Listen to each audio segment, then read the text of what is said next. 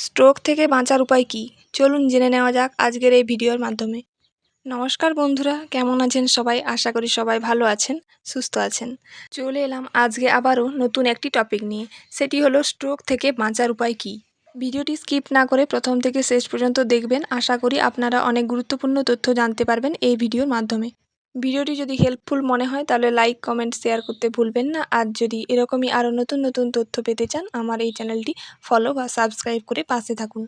চলুন বেশি দেরি না করে ভিডিওটা শুরু করা যাক। তো প্রথমেই বলি, বর্তমানে এই ধরনের রোগীর সংখ্যা ক্রমশই বাড়ছে।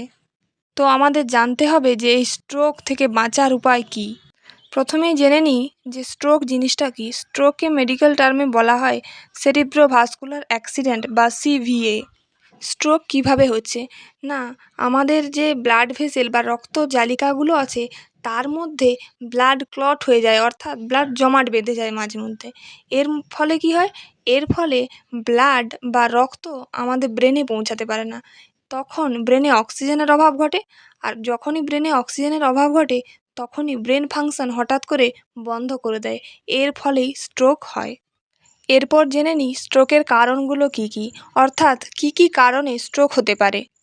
প্রথমে যে কারণটি দায়ী সেটি হলো হাইপারটেনশন, অর্থাৎ হাই ব্লাড প্রেশার। এইসব পেশেন্টদের স্ট্রোক হওয়ার সম্ভাবনা বেশি।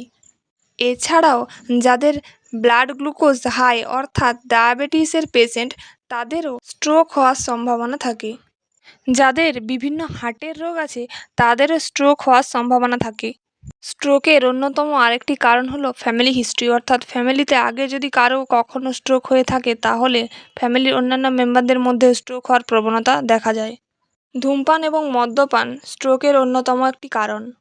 যাদের ব্লাডে কোলেস্টেরলের লেভেল হাই তাদেরও স্ট্রোক হওয়ার সম্ভাবনা বেশি। এছাড়াও যেসব পেশেন্টরা কিডনির যে কোনো রোগে আক্রান্ত তাদেরও স্ট্রোক হওয়ার সম্ভাবনা থাকে। এতক্ষণ আলোচনা করলাম কি কি কারণে স্ট্রোক হতে পারে। এইবার বলবো যে স্ট্রোক হলে কি কি লক্ষণ দেখতে পাবো। শরীরের এক দিক প্যারালাইজড হয়ে যেতে পারে, কনফিউশন তৈরি হতে পারে, অর্থাৎ তিনি কোথায় আছেন বা তার আশেপাশেই বা কারা আছে তা তিনি বুঝতে পারবেন না। কথা বলতে অসুবিধে বা কথা বলতে পারবেন না। খাবার বা জল গিলতে অসুবিধা হতে পারে। মুখের একদিকের অংশ বেঁকে যেতে পারে। হাঁটাচলা করতে সমস্যা হয়, অনেক সময় হাঁটতে চলতে পারেন না। অনেক সময় কাছের মানুষজনকে চিনতে পারেন না। এবার আসি কি কি স্টেপ ফলো করলে বা কি কি নিয়ম আমরা মেনে চললে স্ট্রোক থেকে বাঁচতে পারবো।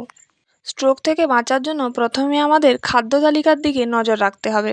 হাই ফ্যাটযুক্ত খাবার এড়িয়ে চলতে হবে, অর্থাৎ ছাগলের মাংস, অতিরিক্ত তেল মশলাযুক্ত খাবার, ফাস্ট ফুড, ঘি এগুলো খাওয়া কমাতে হবে।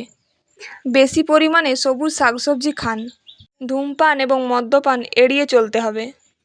ব্লাড প্রেশার নিয়ন্ত্রণে রাখুন এবং রেগুলার ব্লাড প্রেশার চেক করুন।